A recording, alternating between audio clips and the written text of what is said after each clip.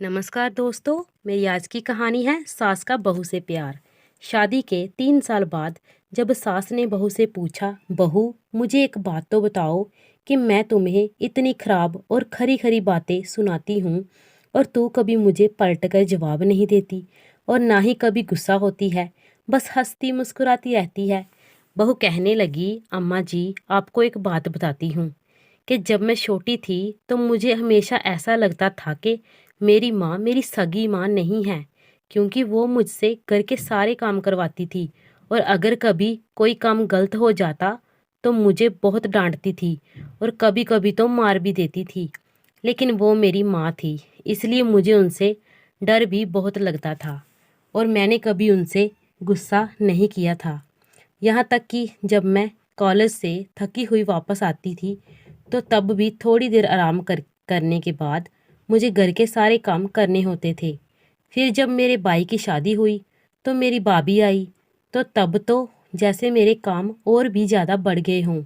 होना तो ये चाहिए था कि जब घर में भाभी आ जाती है तो सारी जिम्मेदारियां उन्हीं के ऊपर डाल दी जाती हैं, लेकिन मेरी माँ फिर भी मुझसे ही घर का सारा काम करवाती थी और कभी भी भाभीयों को नहीं डांटती थी। उनके सारे काम भी मुझसे ही करवाती थी।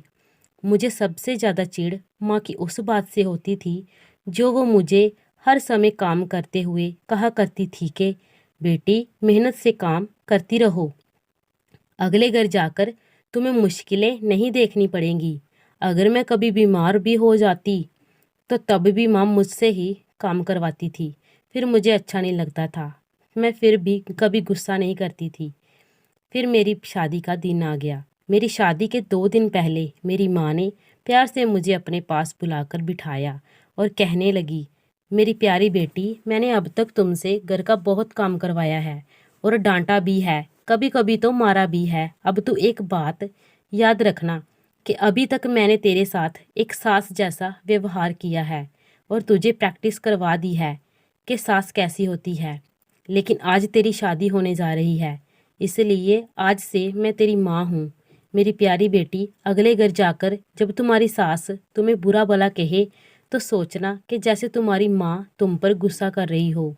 फिर मैंने अपनी सास से कहा, सासू माँ जितना मेरी माँ मुझे काम करते हुए डांटती थी, तौबा तौबा, वैसी डांट किसी को ना पड़े।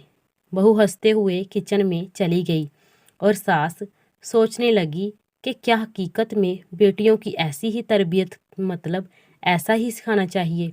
ये सच कि कुछ सास अच्छी होती हैं और कुछ बुरी होती हैं, लेकिन हमें खुद को भी सुधारना चाहिए।